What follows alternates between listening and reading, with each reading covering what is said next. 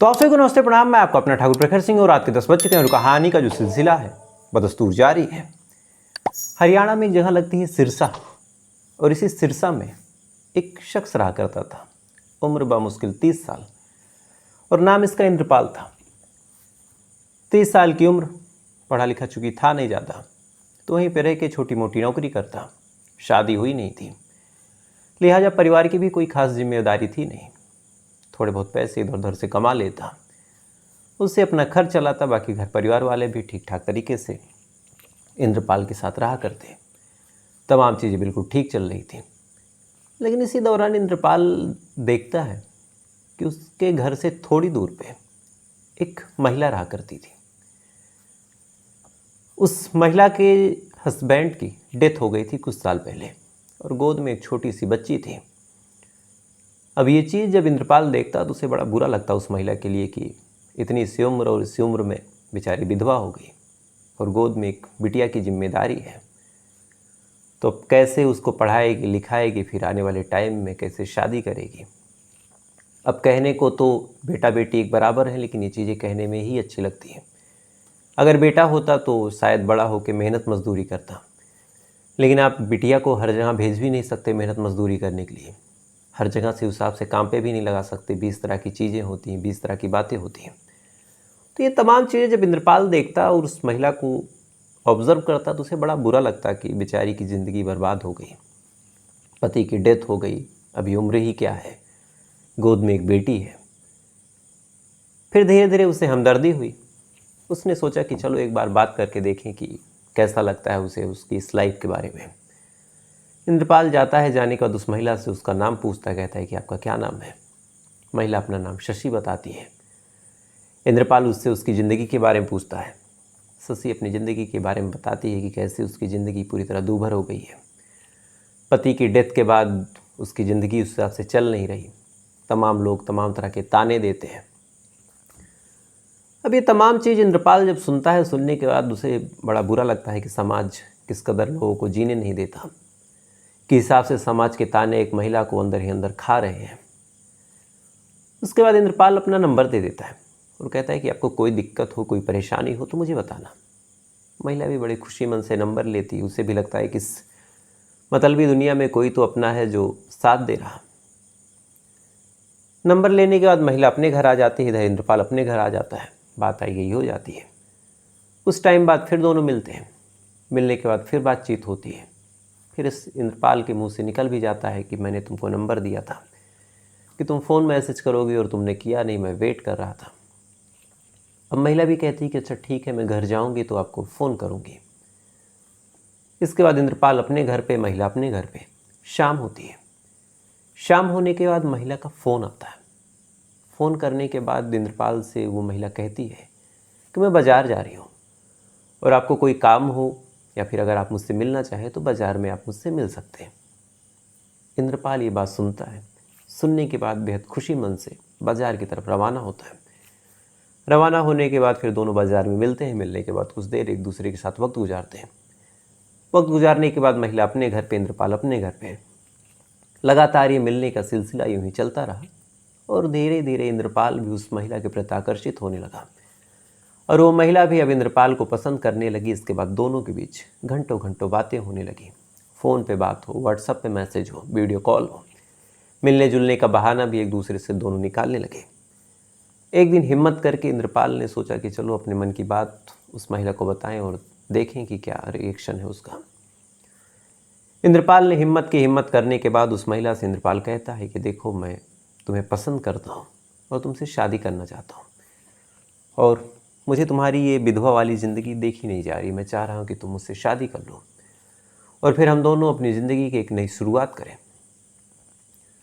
अब ये तमाम शब्द जब शशि सुनती है तो उसके मन में एक डाउट आता है और कहती है कि देखो, मुझे शादी करने में कोई दिक्कत नहीं है और कहीं ना कहीं मैं भी तुम्हें पसंद ही करती हूँ, लेकिन मेरे मन में एक डाउट है कि तुम मुझसे शादी तो कर लोगे, लेकिन मेरी मासूम सी बच्ची का क्या। अब ये लाइन जब इंद्रपाल सुनता है तो सुनने के बाद कहता है कि देखो, मैं इस बच्ची के साथ ही तुमको स्वीकारने को तैयार हूँ और मैंने प्रपोज़ल भी इस बच्ची को दिमाग में रख के ही दिया था। अब शशि जब ये बात सुनती है, सुनने के बाद बेहद खुश कि चलो तमाम चीज़ें बिल्कुल ठीक है। बात सही चल रही है, लड़का भी मेरे मन का है। इसके बाद दोनों ने शादी करने का फ़ैसला किया। जब शादी करने का फ़ैसला किया तो फिर अपने अपने घर वालों से बात की। अब इत्तेफाक देखिए कि दोनों के ही घर वाले तैयार नहीं थे, लेकिन इधर दोनों का मन था कि एक दूसरे से शादी करें। परिवार वाले विरोध करते हैं, ये दोनों जिद पे अड़ते हैं। उसके बाद फाइनली साल 2022 में ये दोनों अपने अपने परिवार की मर्ज़ी के खिलाफ एक दूसरे से शादी कर लेते हैं। फिर शादी करने के बाद जो इंद्रपाल है अपने साथ शशि और उसकी बिटिया को रखने लगता है। इधर परिवार वालों का विरोध हुआ कि पता नहीं कैसी महिला है, क्या है, तुम शादी कर लिए। इधर फिर इंद्रपाल को भी लगता है कि शादी तो कर ली, अब जिम्मेदारी भी है, एक बिटिया पहले से है, बीवी भी आ गई और हो सकता है मेरे भी बच्चे हों, तो इन सबको पढ़ाना लिखाना, अच्छे संस्कार देना, अपना पेट पालना, ये तमाम चीज़ें थोड़ी सी मुश्किल है। तो इसके लिए कुछ करना चाहिए, रोज़गार देखना चाहिए। लिहाजा इंद्रपाल अपनी बीवी शशि और उस बिटिया को लेकर अपने साथ निकलता है और निकलने के बाद आ जाता है भिवाड़ी, राजस्थान। और इसी भिवाड़ी में एक जगह लगती है खुसखेड़ा, और इसी खुसखेड़ा में एक सोसाइटी है आनंदा ग्रीन सोसाइटी। इसी आनंदा ग्रीन सोसाइटी में आके इंद्रपाल और शशि और वो एक 6 महीने 1 साल की जो बच्ची थी, ये तीनों एक साथ रहने लगते हैं। तमाम चीज़ें बिल्कुल ठीक चल रही थी, पति पत्नी में प्यार था, लव मैरिज शादी हुई थी, बिटिया को भी उतना ही प्यार इंद्रपाल करता। इधर शादीशुदा ज़िंदगी भी इनकी आगे बढ़ी, एक बेटा भी हुआ। अब गोद में एक बेटा, एक बिटिया, इधर पत्नी, इधर पति, 4 लोग इसी आनंदा ग्रीन सोसाइटी में ठीक ठाक तरीके से रहने लगे। तमाम चीज़ें बिल्कुल ठीक, न किसी से कोई लड़ाई, न किसी से कोई झगड़ा। इधर वक्त के साथ साथ जो शशि थी उसने भी एक पार्क के पास नौकरी करने की सोची कि चलो नौकरी करेंगे, कुछ परिवार की भी मदद होगी। इंद्रपाल ने भी कोई विरोध नहीं किया, उसे भी खुशी थी कि चलो बीवी कुछ आगे बढ़ने का सोच रही है। तमाम चीज़ें बिल्कुल ठीक चलती रही, वक्त आगे बढ़ा। साल 2024 आ जाता है। साल 2024 आने के बाद जून का महीना आ जाता है। जून के महीने तक तमाम चीज़ें बिल्कुल ठीक चल रही थी, लेकिन जैसे जून का महीना आता है एक चीज़ बड़ी हैरान करने वाली होती है। अचानक से लगभग 27 तारीख की बात है, 27 जून की, जो इंद्रपाल है वो गायब हो जाता है। अब इंद्रपाल गायब होने के बाद बीवी परेशान, इधर उधर उसने ढूंढना शुरू किया।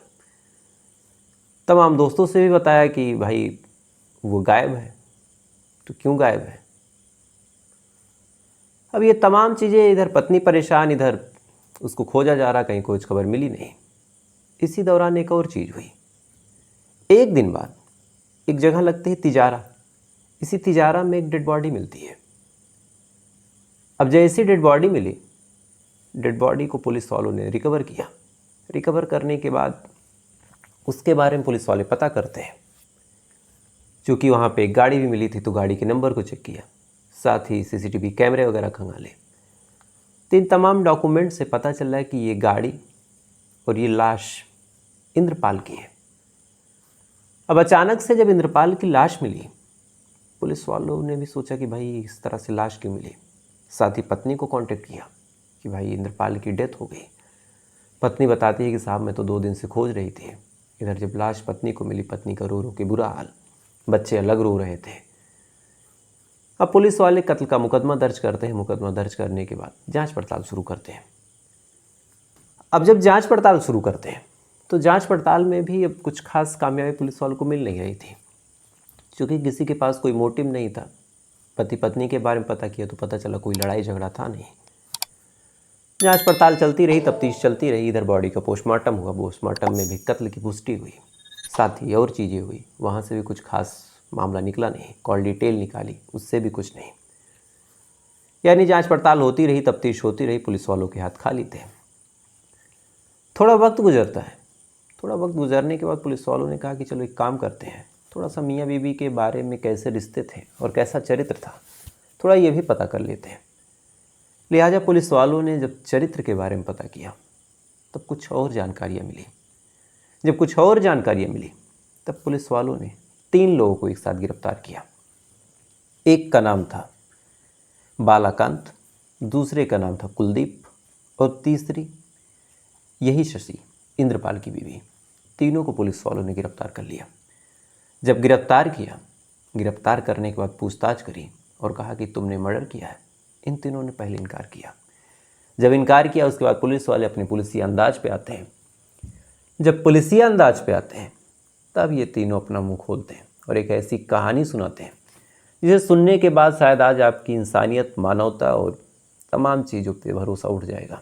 और शायद आप, जो कहावत है कि तेरिया चरित्र कोई नहीं जान सकता, तो आपको इस बात की पुष्टि जरूर हो जाएगी। अब ऐसा क्यों कह रहा हूँ, अब आप पूरी कहानी समझ लीजिए। दरअसल इंद्रपाल और शशि जब इसी आनंदा ग्रीन सोसाइटी में आके रहते हैं तो यहीं पे एक और शख्स आके रहने लगता है जिसका नाम था बालाकांत, और ये हैदराबाद से आके रहता है। हैदराबाद से आके यहीं पे रहना हुआ। रहने के बाद तमाम चीज़ें बिल्कुल ठीक चल रही थी, वो भी अपने काम धंधे में बिजी था। लेकिन इसी दौरान बालाकांत को देख के एक बार शशि स्माइल करती है। भी स्माइल देखता है तो सामने से भी उसे लगा कि भाई क्या है। उसने बातचीत करी, देखते देखते दोनों दोस्त हो जाते हैं। अब दोस्त होने के बाद फिर दोनों ने एक दूसरे को प्रपोज कर दिया। प्रपोज करने के बाद जो शशि है प्रपोजल एक्सेप्ट कर लेती है। अब दिन भर काम पे इसका पति बिजी बाहर जाए और इधर जो शशि है अपने एक नए बॉयफ्रेंड यानी बालाकांत के साथ तमाम चीज़ें वक्त गुजारने लगे। इसी दौरान बालाकांत का एक रूममेट भी आता है जिसका नाम था कुलदीप, और ये फरीदाबाद से आता है। अब फरीदाबाद से जब वो आता है उसके बाद उसे पता चला कि भाई शशि और बालाकांत की वजह अफेयर है, तो उसने भी बातचीत करने की कोशिश की। जब उसने बातचीत करने की कोशिश की तो शशि उसको भी हाँ कर देती है। यानी पहले एक पति को छोड़ के एक महिला इंद्रपाल से लव मैरिज करती है, उसके बाद फिर एक बॉयफ्रेंड बनाती है बालाकांत उसी बिल्डिंग में जहाँ ये रहती है। उसके बाद उसके रूममेट को भी बॉयफ्रेंड बना सकती है। तो कुलदीप, बालाकांत, ये दो बॉयफ्रेंड, और इधर इंद्रपाल अब हस्बैंड। वक्त के साथ साथ अभी इंद्रपाल को जब ये जानकारी हुई तो उसने विरोध करना शुरू किया, और कहीं ना कहीं अब इंद्रपाल के विरोध के बाद अब इन तीनों को लगने लगा कि जब तक इंद्रपाल रहेगा तब तक हम दोनों की मुलाकात नहीं हो पाएगी। अब तीनों ने प्लान किया कि एक काम करते हैं, इंद्रपाल को रास्ते से हटाते हैं। अब हटाना भी कैसे, कत्ल के लिए, और कत्ल भी ऐसा करना है कि कभी पकड़े ना जाए। तब इसके लिए इन तीनों ने प्लान रचा। सबसे पहले जो शशि है वो अपने बच्चों के साथ एक दूसरी जगह जाके शिफ्ट हो जाती है बिना अपने हस्बैंड को बताए। अब हस्बैंड वापस आता है। वापस आने के बाद जब उसे पता चला है कि मेरी बीवी कहीं गायब, बच्चे दिख नहीं रहे, शुरुआत में उसे लगा कि कहीं मार्केट वगैरह, लेकिन जब मार्केट वगैरह से कहीं कोई खोज खबर नहीं लगी तब उसने ढूंढना शुरू किया। इसी दौरान उसने बालाकांत और कुलदीप से पूछा। बालाकांत और कुलदीप ने एक कहानी सुनाई और कहा कि तिजारा में एक बाबा हैं, हो सकता है उनके पास गई हो और वही कुछ बता सकते हैं। अब ये बात जब इंद्रपाल सुनता है तो सुनने के बाद कहता है कि भाई चलो मैं वहाँ जाके पता करता हूँ। ये दोनों भी कहते हैं कि ठीक है जाओ। इसके बाद वो आगे आगे बाइक से निकलता है, ये दोनों फॉलो करते हैं।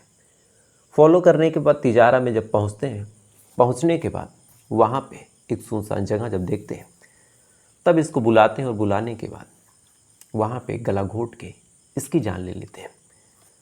जान लेने के बाद फिर पत्नी को बताते हैं कि हमने कत्ल कर दिया। उसके बाद लाश को वहाँ पे छोड़ के ये दोनों वापस आ जाते हैं। पत्नी अलग खुश हो जाती है कि चलो कत्ल हो गया, यानी अब मुझे कोई रोक टोक नहीं करेगा और मैं जब चाहूँगी तब अपने दोनों आशिकों से मिल सकूँगी। वो तो पुलिस इस केस की जांच पड़ताल करती है और ये पूरी कहानी निकल के सामने आती है। तो आप सोच के देखिए कि एक महिला, पहले उसकी पति की डेथ हुई, अब ये भी नहीं पता कि ये नेचुरल डेथ थी या फिर उसमें भी इसका कुछ हाथ था। उसके बाद एक बॉयफ्रेंड बनाती है जिसका नाम होता है इंद्रपाल। इंद्रपाल से वो शादी करती है। शादी करने के बाद उसके साथ वापस आती है राजस्थान। राजस्थान में जिस बिल्डिंग में वो रहती है वहाँ पे उसका पहले बॉयफ्रेंड बनता है बालाकांत। बालाकांत से तमाम चीज़ें, तमाम रंगरलियाँ मना ही रही थी। इसी दौरान उसका एक और बॉयफ्रेंड बनता है जिसका नाम था कुलदीप। अब हस्बैंड पहले से है, दो बॉयफ्रेंड हैं। पति जब जब जाता है इन दोनों को बुला के मिलने लगती, लेकिन सोसाइटी थी, तमाम लोग रहते थे। तमाम लोगों ने जब देखा कि ऐसा कुछ हो रहा तो फिर उन्होंने हस्बैंड को इस बारे में जानकारी दी। जब हस्बैंड को जानकारी हुई तो उसने विरोध किया। तब इस लड़की ने, इस महिला ने कत्ल का प्लान बनाया। प्लान के तहत एक दूसरी जगह जाके रूम लेके रहने लगती है पति बेचारा अपनी पत्नी को खोजने के लिए मारा मारा फिरने लगा। इसी दौरान दो लोग जो घात लगाए बैठे थे, बालाकांत और कुलदीप, उससे एक तिजारा के बारे में बताते कि वहाँ वो गई होगी। इसके बाद बेचारा हस्बैंड तिजारा की तरफ जाता है, रास्ते में उसका रास्ता रोक के फिर उसको मार दिया जाता है। और ये पूरा प्लान इसलिए था कि ताकि ये दोनों के साथ रंगरलियाँ बना सके। और हो सकता है कि इन दोनों से अगर मन भर जाता तो जो शशि थी किसी और को बॉयफ्रेंड बनाती और इन दोनों को भी रास्ते से हटा देती, और ये सिलसिला यूँ ही चलता रहता। तो अब सोच के देखिए कि किस हिसाब की ये महिला थी और किस हिसाब की ये कहानी, और ऐसी महिलाओं को क्या सज़ा मिलनी चाहिए, ये आप ज़रूर कमेंट करके बताइएगा। तो फिलहाल ये थी पूरी कहानी। अब आपसे कल फिर मुलाकात होगी किसी दूसरी सच्ची कहानी के साथ। तब तक अच्छे रहिए, खुश रहिए, अपना ख्याल रखिए, अपने देश का ख्याल रखिए। जय हिंद, वंदे मातरम।